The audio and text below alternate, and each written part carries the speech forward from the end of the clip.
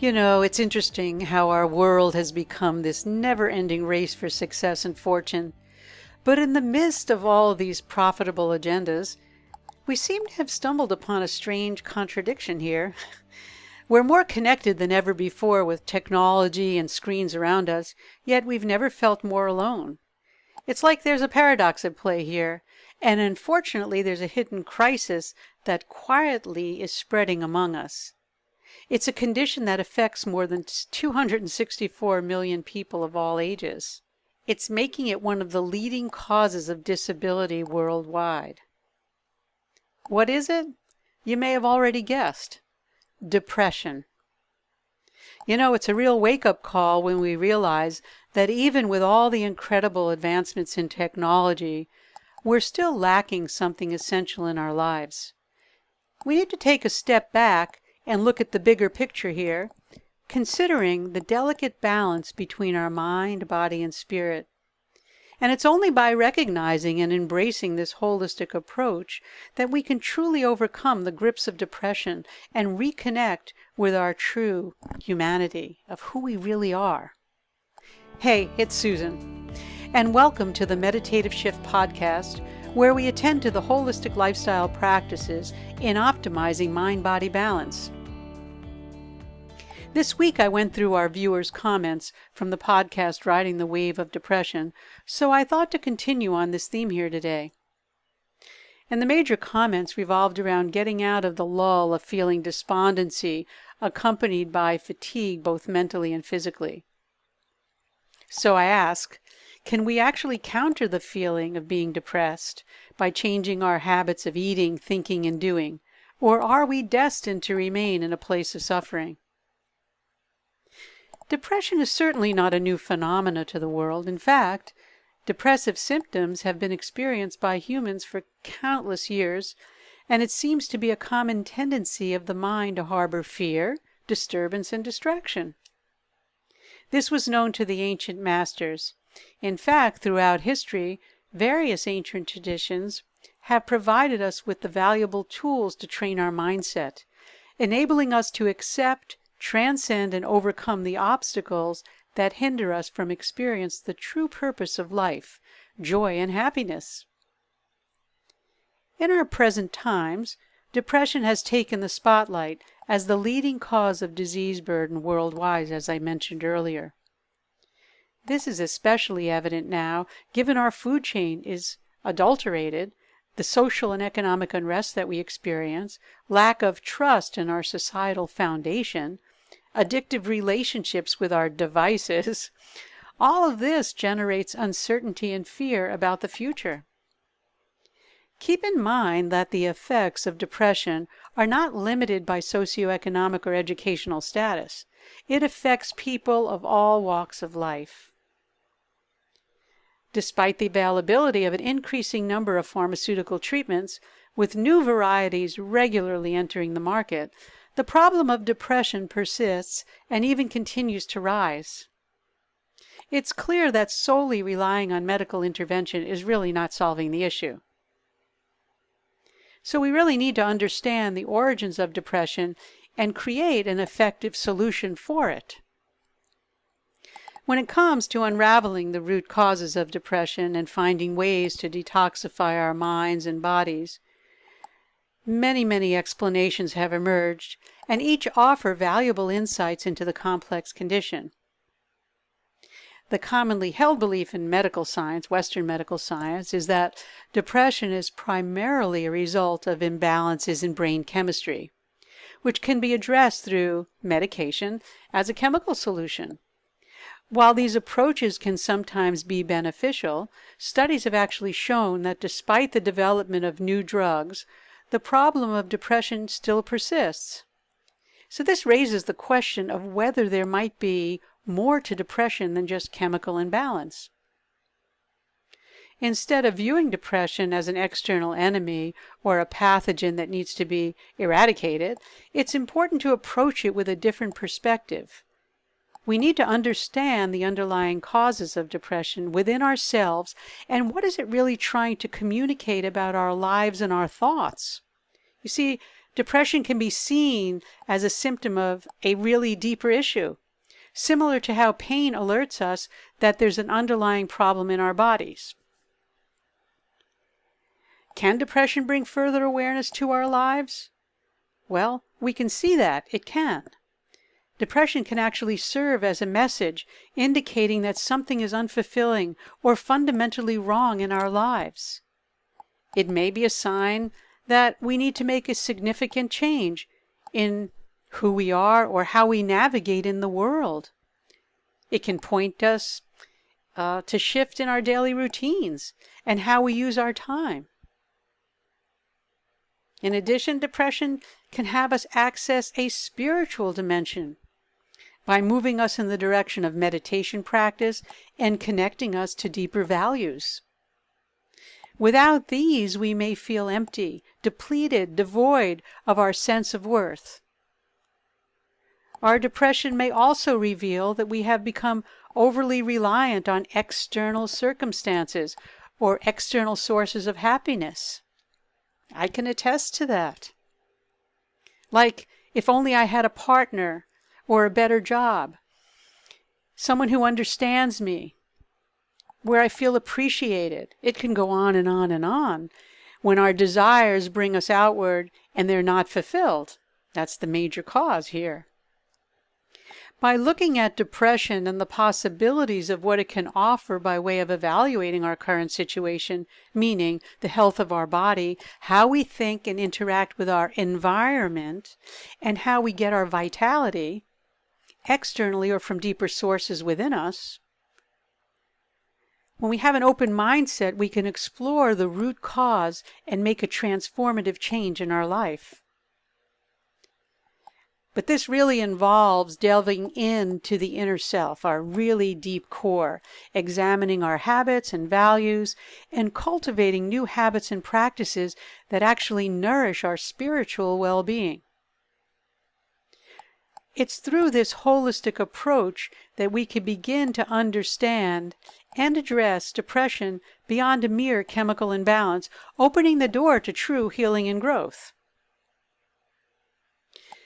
I've explored the offerings of Ayurvedic medicine and traditional Chinese medicine, which have provided profound perspectives when we look at depression, as well as many other things, of course. And according to the principles of traditional Chinese medicine, mental and emotional issues, including depression, stem from imbalances or blockages in the internal organs and pathways within our bodies. These imbalances often manifest as distinct patterns related to the energy flow in the liver, spleen, kidneys, which are all interconnected. Now, our mind and body are one, as I always mention. So what goes on in the mind, our thoughts, can affect our liver, spleen, and kidneys, and vice versa. Commonly observed patterns of depression include liver energy key stagnation. This is from a traditional Chinese medicine perspective. Energy key deficiency in the spleen, energy key deficiency in the kidneys, internal heat, and heart blood deficiency. Among these patterns, liver energy key stagnation stands out as the most prevalent. I'm now working on with a group of people in midlife, especially women. That's where my priority is right now with their health. And liver key stagnation is very, very prevalent, especially during midlife. Because the liver's vital role is to ensure the unhindered flow of blood, bodily fluids, and energy through the body. And that supports the optimal functioning of other organ systems. Described as the general of the army in a classical traditional Chinese medicine text, the liver's guidance profoundly influences our physical and emotional well-being, and disruptions in this flow of liver qi can actually lead to the occurrence of depression. So depression can be understood as a result of an impaired liver qi flow, creating a state of stagnation within the body. And so to address it, it becomes crucial to explore the methods and practices that promote the restoration of a healthy liver, or a healthy liver function, and smooth flow of energy. So we then embark on our journey towards detoxifying or cleansing, two different things here, our bodies and minds, ultimately alleviating the burdensome weight of depression. So put simply, when the liver's function is compromised, it sets off a chain reaction affecting the overall harmony of our bodily systems. And stressors do accumulate over time, and those stressors play a significant role in disrupting the liver's balance, leading again to stagnation and hindered flow within our bodies. And that stagnant energy gives rise to a sense of low energy or vitality at the physical as well as the psychological level. So it causes a deficiency in what is known as what I term vital energy, which stems from dysfunction of multiple physiological systems within the body. So we must overcome that grip of depression that permeates our lives. And there are several proactive steps we can take. And by focusing on aspects like diet, movement, rest, massage, stress reduction, and actually the elimination of dietary and emotional toxins, as well as creating a vision for ourselves, we can really begin to alleviate its effects. And in light of these lifestyle factors, I've categorized depression into 3 main symptoms, and this is going to be characterized by Ayurvedic medicine. So let's explore them. The first one is depression is characterized by when we have a debility and nervous exhaustion. And that type of depression is accompanied by worry, restlessness, insomnia, feelings of being ungrounded. Because not all depression is the same, okay? We don't want to treat everyone as the same. Everyone's unique. And that's why I'm putting it into these different buckets, if you will, categories. So if your depression is accompanied by worry, restlessness, insomnia, feeling ungrounded, it may be have elevated levels, let's say, of stress hormones, cortisol, and that's pushing ourselves beyond the limit and we feel overwhelmed. While that's not an official medical diagnosis, it's often considered a combined happening of anxiety depressive disorder in psychiatry. There's a strong tendency to ruminate and the inability to quiet the mind. In Ayurveda, we have this type is associated with an air imbalance. Individuals with this profile may experience deep depression resulting from energy and nervous exhaustion, as I just mentioned. They might also exhibit manic depressive tendencies with frequent up and downs.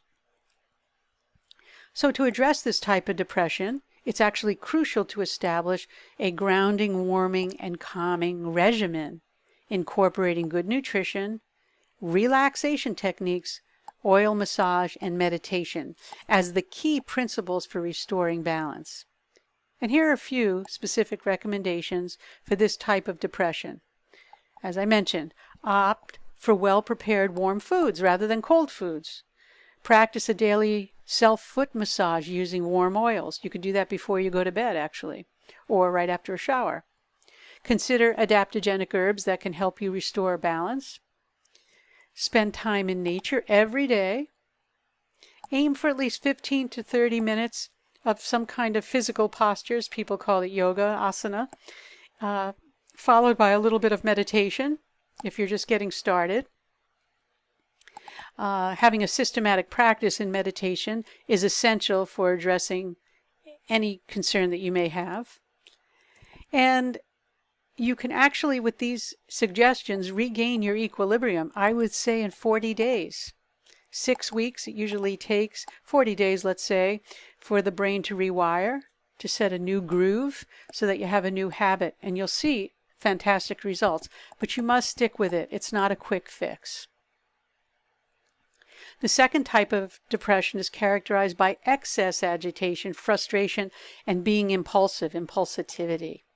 In this case, the inability to achieve personal goals or you're facing obstacles triggers is the onset of depression. And some of these might blend with each other. I know they blend with me, the ones that I'm talking to you about today. It often accompanies feelings of anger. And in terms of Ayurveda, this type of depression is associated with a heat imbalance in the liver.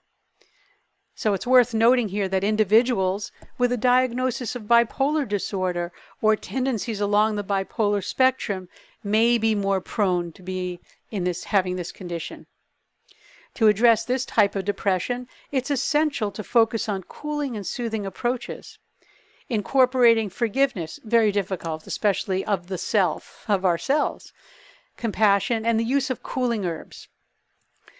Cooling herbs, I don't want to really talk about that because everyone's individual, but you can work with a healthcare provider on that. But there are cooling herbs and they can be very beneficial. Aloe is very cooling, for example, and they sell that over the counter. But not everybody needs aloe, that's my point. Other mechanisms in which you can deal with this type of depression, let me give you some key points that you can start right away. Engage in slow restorative yoga. Instead of doing asana and a lot of movement, we want to do restorative poses, say 20 to 30 minutes daily. Avoid hot yoga on all costs and vigorous exercises. Dedicate 20 minutes to daily meditation, preferably in a natural setting. Spend time walking by an ocean or a lake, a body of water. Water has a cooling effect. Increase alkalinity in your body through green drinks, salads, and fresh vegetables. Incorporate cooling foods, fresh fruits, maybe some smoothies in your diet for those that like to make smoothies. Avoid spicy foods. The issue is when we have so much heat, many of us who have experienced that happen to like spicy foods, but we must avoid spicy foods. We don't want to disrupt that balance again, producing even more issues around heat. And also refrain from alcohol during the healing process and exercise, your levels of awareness afterward and see what it feels like. Because alcohol is acidic and tends to aggravate the heat element within our own body. It's a digestive aid, right? If we do it in small quantities, but it produces heat. You have to be very careful. And as I mentioned, consider consuming some aloe vera juice. It's cooling and it does have anti-inflammatory properties. I like to use the whole plant, the whole plant. I don't like extracts of it. And it can have an indirect effect, of course, on depression if inflammation is playing a role. Follow these cooling principles and soothing principles, and you might have less agitation, frustration.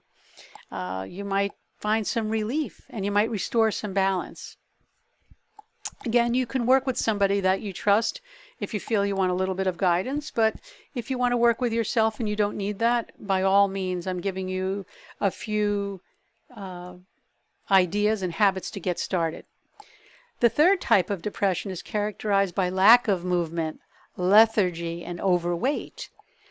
This chronic and heavy form of depression is associated with symptoms such as increased sleep, poor motivation, despondency, and the presence of toxicity in the body.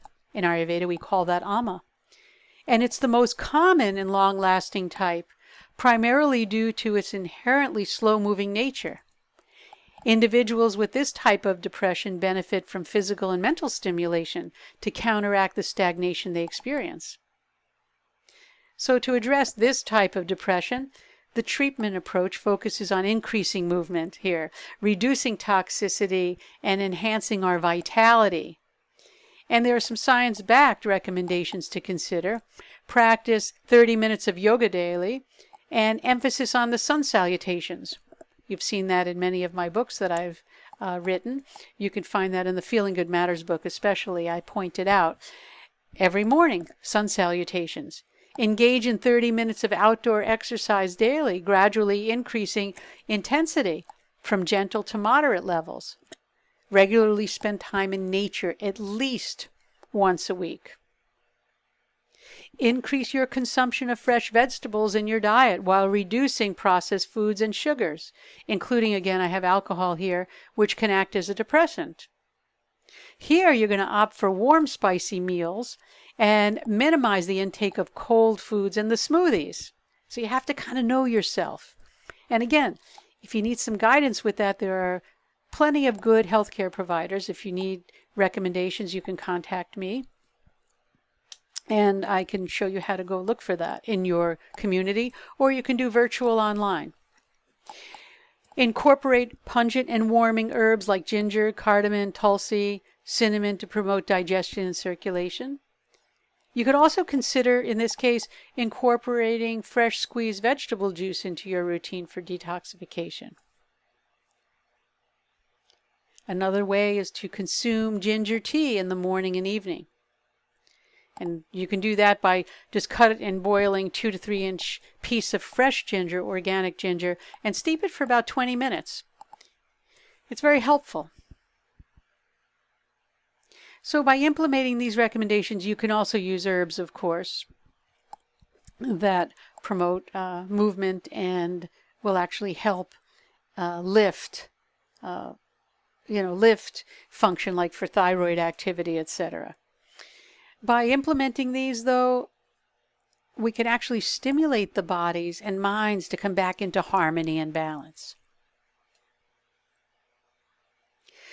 There's one other thing, and I would say this for anyone, but avoid binge watching, excessive internet use, and if you're more of the last, lethargy, the sedentary activities. But anyone should avoid binge watching and excessive internet use. In fact, I believe that this whole technology, internet movement has actually hijacked our minds. And it's really time now to cut it while we can, if it's not too late, and really get back into being a human being and enjoying life. So these are some of the things that we can do to really get ourselves out of that depressive mode. Again, you want a clean house, you want to have your bed made, you want to bathe, you want to get dressed daily, and set a commitment for social interaction 1 to 3 times a week. And that's sometimes difficult since this whole COVID thing has happened. There's a big change in this social interaction that has taken place. You want to take action, though, to promote vitality. It's essential. And let's not forget, a spiritual perspective is really important. It's an important aspect when we're addressing a holistic health program for detoxing depression. It encourages a shift from relying solely on external solutions to recognizing and working with our internal forces for achieving good health. Continuously depending on external solutions will lead us to a deeper sense of depression over time. So we need to work with ourselves. And many individuals, I should say, lack the energy to explore their internal resources and opt for a quick, easy solution. We need energy to do this. I'm now working on my Vital Energy Reset program, should be available in the next couple of weeks, because we need the energy to be working with this. Because when we don't have the energy, we have low mood, and we have a diminished effectiveness, and even antidepressants, if we take them, they're not going to work. They're not going to be as effective. And because we have lack of energy to function optimally, and it leads to all these consequences. So to overcome depression, it's essential to affirm our higher self. We meet our internal guide, as I talk about in the meditative shift, and not allow ourselves to be overwhelmed by these complexities and all these distractions in the world. We can engage in service work for others, particularly those facing more challenging life situations. That can be a very powerful remedy for depression.